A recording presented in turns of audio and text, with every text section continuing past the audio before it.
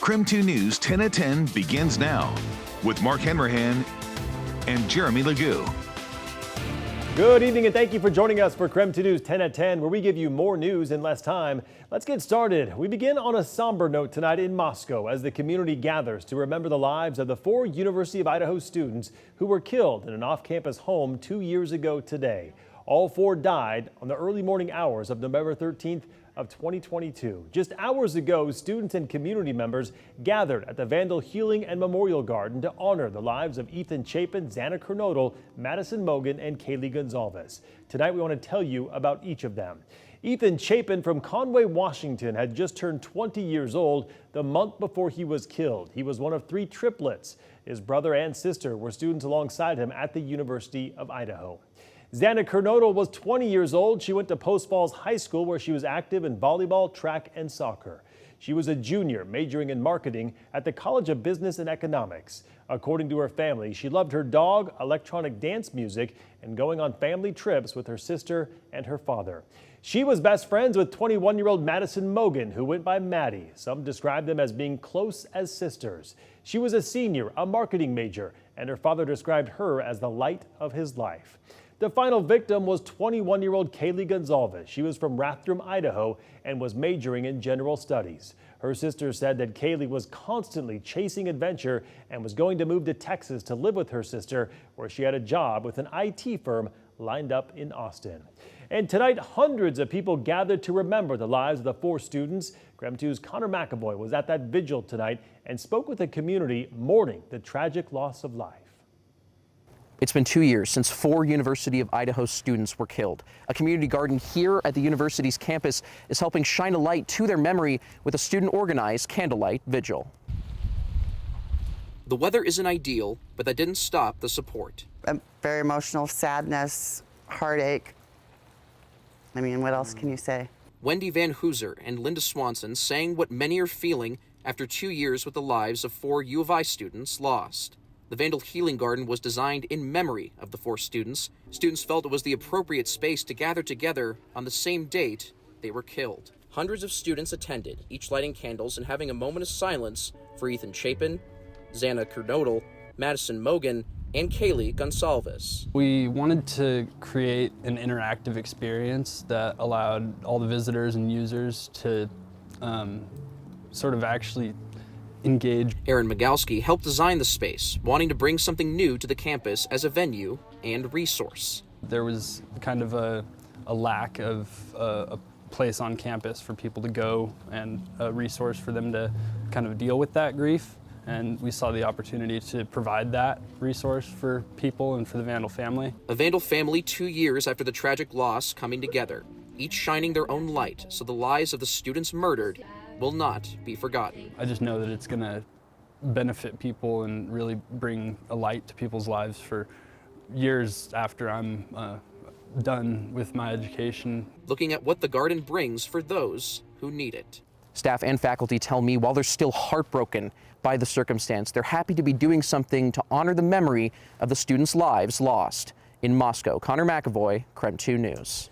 The trial for the man accused of their murders, Brian Koberger, has been delayed several times. Right now, it's scheduled to start next August, and it's expected to last 3 months. If convicted, he could face the death penalty. But his attorneys asked a judge to take the death penalty off the table. They are arguing that international, federal, and state law all make it inappropriate for the case. However, the prosecution believes the case does qualify for capital punishment under Idaho law. The judge is still considering their arguments. All right, taking a break from the headlines to talk weather. Rain and mountain snow pounded the inland Northwest today. Chief Meteorologist Jeremy Legoo live in the Weather Center with more tonight. Jeremy? Mark, we picked up quite a bit of rain for some of us. It was the rainiest day we have seen so far this year. Rain has wound down, but our temperatures stay quite mild. 42 degrees is where we currently sit. Look at the dew point of 41. That means we're likely going to see some patchy fog develop this evening, but if it keeps raining, you don't have to worry about fog. That's how fog works. If it's raining, we're pretty good.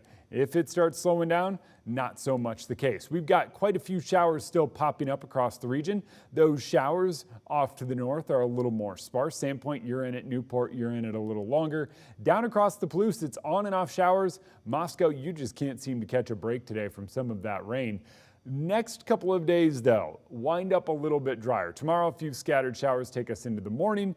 They'll become a little more sparse through the second half of the day, moving up into the mountains. Friday, it's likely we head into what looks like it'll be a much drier day with a high in the mid-40s. 48 tomorrow, by the way. We're talking that chance of snow in your full forecast. All right, we'll talk to you then. Jeremy, thank you very much. And now to our night beat with a quick look at today's top stories. Spokane recently ended a test program aimed at, in part, tackling issues like vandalism and disorder in downtown Spokane. The CORE initiative only lasted 30 days. It increased police patrols downtown by 120%. That started back in mid-October. And Spokane Police Chief Kevin Hall says in that time, officers made about 200 contacts with 143 separate people. I think what's interesting of those 143 unique individuals, they represented over 2,000 local arrests over time.